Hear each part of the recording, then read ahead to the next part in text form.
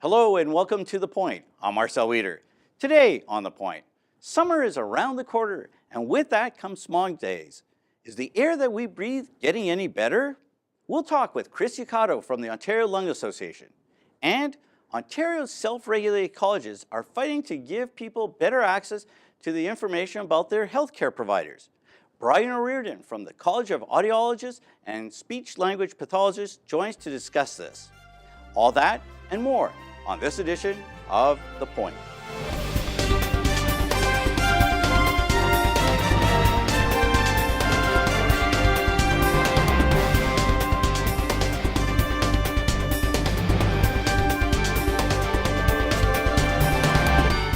You can feel it in the air. Ontario's air quality is improving. In 2012, Toronto issued 16 smog alerts where people were warned to stay indoors due to poor air quality. Remarkably, 2 years later, that number was down to 0. Some people credit the Ontario Lung Association for this rapid improvement. More than 100 years old, the association originally started out to fight the worldwide epidemic of tuberculosis. Since then, its efforts have focused on things like asthma, smoking-related diseases such as COPD, and air quality. For more, I'm joined by Chris Yakato, Director of Government Relations at the Ontario Lung Association. Chris, thanks for joining us today. Your organization, the Ontario Lung Association, has been in the forefront in helping to get rid of Ontario's coal-fired electricity generating plants. Yep. And now that they've all closed down, how has that helped Ontario and, in fact, in Toronto, the air quality? Well, it's done wonders. We do applaud the government's initiative on this. We were at a press conference with the Premier and the Minister of Environment and Climate Change to join in the good news that Ontario is becoming coal-free or is coal-free. It's great for air quality. There are 2.4 million Ontarians dealing with lung health issues, from asthma to COPD to a number of issues that can impact your lungs and the way we breathe. So lower smog days where kids can get out and play free from dirty air is all been part of the Ontario Lung Association's mandate since its inception about 110 years ago, actually. We'll be coming up on that anniversary, in fact. So we're on the way to dealing with clean air.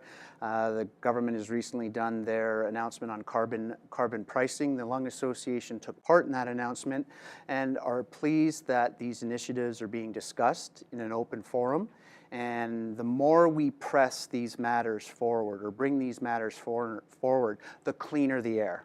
And it's really having a strong and very positive impact on all people's health, not only in Toronto, but across the province and hopefully across the country. And your organization has also been involved in pressing the government for legislation on secondhand smoke. Most recently, a couple of years ago, they passed legislation on smoking in cars where children are present.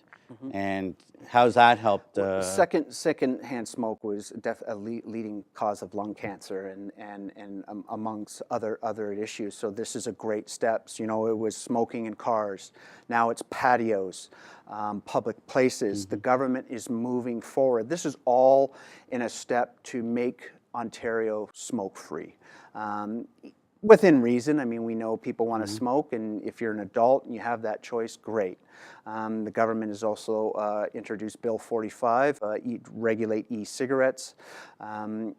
Very controversial topic, but it's... So let's talk about that. Sure, you know, these e-cigarettes or vaping or vapor cigarettes are electronic, but they contain a cartridge in it that simulates the smoke. It does. And one of the products is like propylene. It's like used in asthma inhalers. Very safe, generally used, but not when you're puffing on it 3, 10, 20 times a day. It's not proven yet to be used as a smoking cessation tool. The Lung Association doesn't oppose anyone using them, doesn't oppose anyone generally buying them, as long as you're now not a youngster, you're not 18 younger or 19 younger. Modest regulations, can't smoke them in cars and on patios and things like that. The thoughts are that it could lead to normalization of tobacco. We've taken great pains to move Ontario to a smoke-free environment, and we continue those efforts. And lung disease, and especially cancer, lung cancer, is seen as the third leading cause of death among Canadians. So what efforts is the Ontario Lung Association doing to try and reduce that number? That's great. And one initiative, particular about lung cancer, is radon. A lot of people aren't familiar with radon. It's a breakdown of uranium in building materials or more rock and so forth, and it leaks. It's a gasless, odorless gas that comes from underground in your house. The safe level, I think, with Health Canada standards, is 200 becquerel. And the Lung Association is concerned with radon because that is actually the second leading cause of lung cancer in the country. And high levels of radon, it breaks down your tissue over time and causes lung cancer. It's hard. It's a hard thing to diagnose because it's odorless, it's colorless. You don't tell someone, I'm sorry, you've contracted radon. But when you deduce a lot of scientific evidence, you can you narrow it down. So the Lung Association's pushing for private members bill 11 to create a radon database, a registry in the province to map out where radon levels are. We're also working with the Municipal Affairs and Housing and Labor. Worker lung health is very important, and exposure to radon, even asbestos, could cause serious lung damage in workers. There's currently a bill in front of the Ontario Legislature, Bill 41, by MPP Catherine McGarry from the riding of Cambridge. That's the Ontario Health Lung Act. Can you tell us a little bit more about that? Out of the 5 main diseases in the province, cancer and so forth, lung disease is the only one without a provincial strategy. And we feel that the province needs to step up to the plate. And one of the good things is there's a lot of lung health bills before the legislature. Ryan's Law. Tell us a little bit about that. Well, Ryan's Law is a law that will help create a medical plan for a child with asthma in Ontario's schools. And with the great work of the Ministry of Education, Minister Sandals, and the government House Leader and the opposition parties at Queen's Park, we've been able to move forward, and it looks like on April 29th, the legislation will pass with unanimous consent of or a vote in the Ontario Legislature, and that will help Ontario's educators create a plan to help those children with asthma. 1 in 5 children in Ontario schools has asthma, and they spend 40% of their school time in schools, or their private time in school.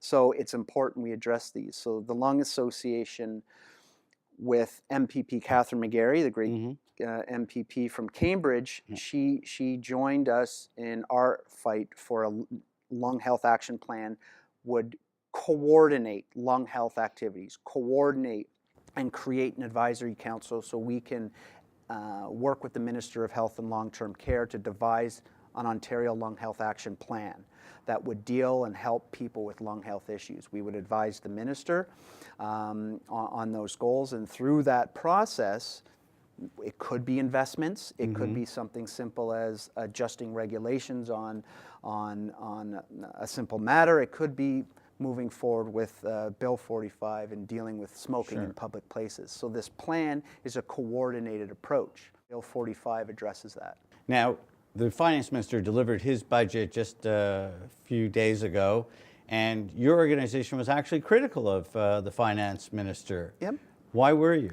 We recognize the government's taking steps in certain areas, tobacco control, for example.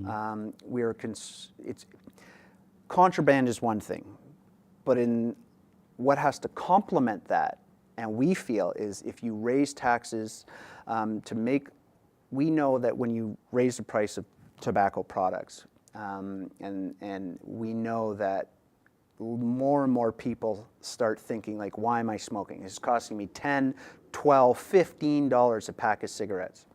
As the government moves forward with contraband and dealing with contraband tobacco or illegal cigarettes, it's complementing one another. So you can't have one without the other. So if you increase tobacco taxes, you could pay for lung health action plan or help implement Catherine McGarry's private members bill. At the same time, you deal with the illegal trade. So both these measures have to come up to the same level. And when the government didn't raise the taxes, we felt it was just a missed opportunity. And what is lung health issues costing the healthcare system each year? Do you have any idea where? Good question. The report we did in 2011 and called Your Lungs, Your Life, it was reported that by 2030, you're looking at about anywhere from $100 to $200 billion in indirect and direct healthcare costs with respect to lung disease. I mean, as someone taking time off work because they have to get their lungs checked from their doctor, repeat hospital visits. A number of people with COPD are known to have to visit the hospital on more and more occasions. That all impacts the bottom dollar. So if we don't deal with lung health today, the budget for healthcare in this province would just keep inching forward and inching forward. So a plan like Bill 41, Lung Health Act, would help deal with those and scale back those budgets. Well, Chris, thank you so much for joining us today to talk about the issues that the Ontario Lung Association is putting forward at Queen's Park and in general. I'm joined by Chris Icotto, Director of Government Relations for the Ontario Lung Association. We'll be back in just a moment.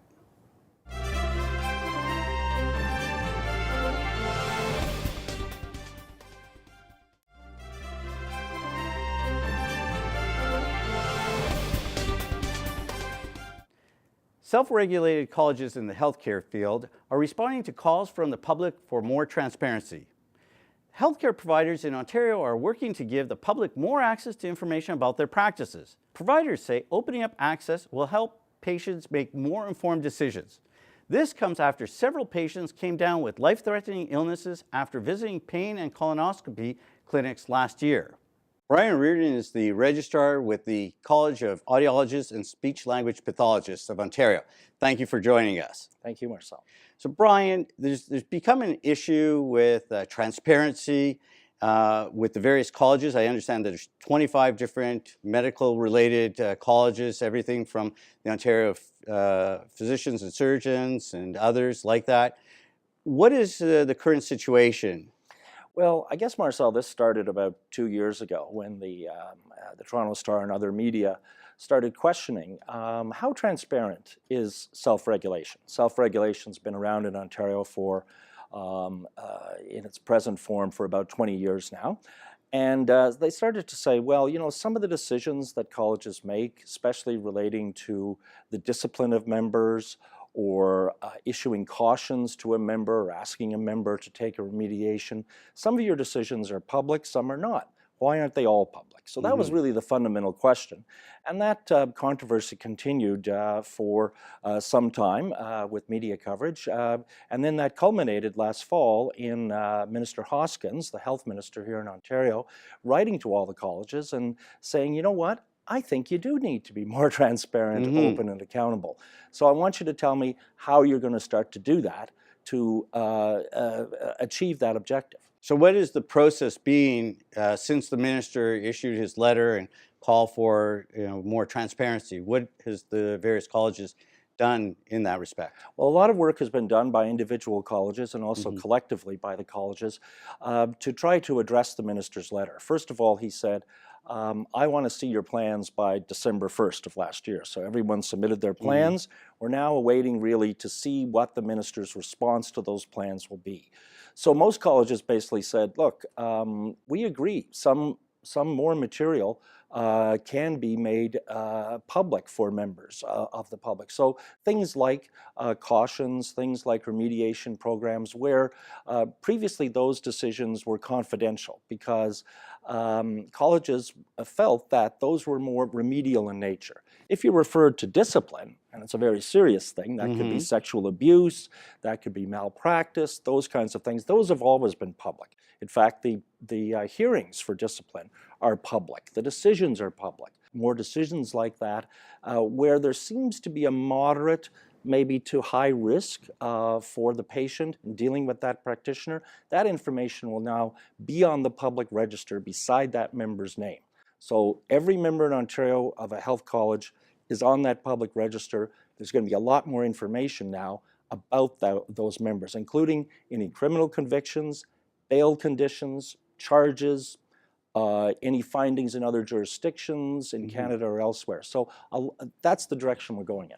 So really, it's opening up the members and exposing them to the public. Is that the goal It here? is, and not all of them are going to be happy about that. But at the end of the day, we fundamentally agree with the minister that in order to increase the ability of patients to make choices about who they want to see, they should be fully informed about those practitioners that they want to see. So I could go on a website, punch in Right. the person's Yep. name, and if there's any infractions or there's any convictions or there's any discipline, I would be able to find out the details of that. Exactly right. So that is all going to be enhanced. Right now, it's only those more serious discipline charges or convictions that would be there. Now you're going to see a lot more. And we think this will be of benefit to the public. It will be of benefit to the media, who obviously like to know these things, but I think it's important, and I think it makes members more accountable. The government's been very clear in its action plan on healthcare that that's where it wants to go, and it's also been very clear that it wants everybody who's regulating any profession, whether it's lawyers or engineers or dentists, physicians, etc., to make more information available. Now, my own college, we're one of the smaller ones. We have about 3,800 members. I've been registrar for about 5 years. We average maybe 25 to 30 complaints a year, but other colleges may have several thousand, several hundred. So it depends on the size. I mean, we range in size from the nursing college with 150,000 members down to the homeopaths, who are one of the newer colleges, with maybe about 250 members. But every college has to do the same thing. We have to register people. We have to make sure that they meet continuing education and quality assurance requirements. And if the public makes a complaint, we have to deal with that. So this is actually improving the standards of the various colleges. What you're saying is it's not just registering complaints, but it's also overseeing and ensuring that the members are constantly getting updates and training and from start to finish. Start to finish. From the time they first get their license to say that they are a speech-language pathologist or an audiologist or a physician or a physiotherapist, from the moment they get their license right through to the time they retire, the college has to oversee them. And we have a responsibility to the government, to the public more fundamentally, to ensure that everyone is out there that is offering that care, that calls themselves a healthcare provider, a regulated healthcare provider, is providing top-notch care, accountable care. And if there's a complaint, we have to make sure that people know how to lodge that complaint and deal with it fairly and directly. A lot of people have seen the healthcare system as being a private old boys network, as it were. How are you changing that perception? Well, for one thing, most of the registrars now are actually women. But more seriously, the perception that that some colleges are more protective of their members than of the public, that is a perception that you do see in some of the media coverage. And that is something we have to tackle. And I think we have to tackle it through being more transparent and accountable and showing that we are in situations where a member gets into difficulty, serious difficulty, then we address that. We have the ability to suspend a license, revoke a license, impose fines, impose terms and conditions on the license so that you can only do certain things, or you have to practice for a period of time under a mentor. So there's lots of things that the colleges can do. And it's interesting because sometimes there's that public or media perception that the colleges are not doing enough and are not being strict enough or whatever. But if you talk to members, they'll tell you the college, the police, yeah, you know, I do respect them and I don't want them in my hair. And so now with this approach, how do you see it being implemented? What steps are you taking on to inform the public of these changes? Because really there hasn't been a lot other than the occasional case that's got into the media that you are addressing these concerns. Absolutely right, Marcel. Public awareness is going to be huge in this. And we're going to have to invest additional resources to do that. We don't receive any government money. All the money comes from the fees that members pay. And we're going to have to make greater investments in public awareness to make sure that those fundamental things are there, that members of the public know that there's a public register of all the names of the practitioners they can access, that they can lodge a complaint and what the process for doing that is. Those kinds of things we will have to definitely invest in. And the process for making the changes is really through changing our bylaws. So to do that, we, under the legislation, we have to consult for a period of time, usually 60 days, with the members of the college. And after that consultation, then we can go ahead and consider making amendments to those bylaws. So nearly all the colleges, I would say all the colleges actually, yes, are now in the process of making those bylaw changes. So they'll happen during the course of the year. The minister basically said, I'm interested in seeing these changes this calendar year, 2015, not in 2016, 17, but now. And so we understand that urgency. And we understand the privilege of self-regulation that has been assigned to us by the legislation. So you really have a short amount of time, about 6 to 8 months, to get this in place in order to meet the minister's deadline. Absolutely right. Absolutely right. And the sooner we can do it, in my view, the better. Because I think that more transparency will translate into more public trust, a more informed public, a more engaged public, and a more accountable set of healthcare providers. And that's what we all want, I think. And how has Queen's Park reacted to this? So you mentioned the minister is being giving you direction, but has there been any other direction from the government on this area? Well, I would say that certainly the minister has been the most prominent spokesperson about this, but also the opposition parties have certainly weighed in on this with their questions in the legislature about when are you going to do something, Minister, and those kinds of things. So the health critics, both Christine Elliott for the PCs and Franz Jelena for the NDP, have been very much on these files and have been pushing for greater accountability and transparency for several years. So I think that all three parties feel that this is a direction that the province needs to go in, and we completely agree with that. Thank you again, Brian, for joining us. I was joined by Brian Reardon, Registrar of the College of Audiologists and Speech Language Pathologists of Ontario. We'll be right back with The Point.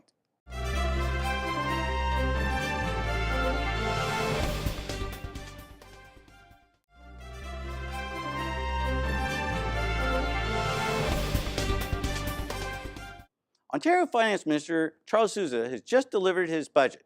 The focus was largely centered on a $130 billion investment in transit and infrastructure, as well as making beer available in supermarkets. One of the most profound proposals deserves more attention. The government plans to sell off 60% of Hydro One, the publicly owned company that delivers electricity to your home. For over a century, successive governments have invested and built up our transmission system. In return, Hydro One has generated over $250 million annually back to the government coffers. Now, the government wants to sell that asset to finance transit and infrastructure investments.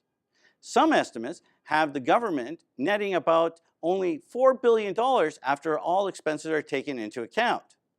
To put it in context, $4 billion represents only 3% of what the government requires to fund its transit and infrastructure plan. Not a very convincing argument. Foreign investors, pension plans, and others are eager to snap up Hydro One.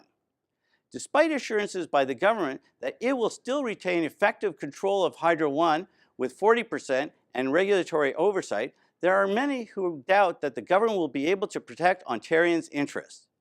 That's why the government should hold hearings into the sale and allow for both sides to share their views and information. In the same way that the Ontario Energy Board holds rate hearings, the sale of Hydro One should be subjected to the same degree of scrutiny. Hydro One is too valuable to be sold without public input and discussion. And that's the point.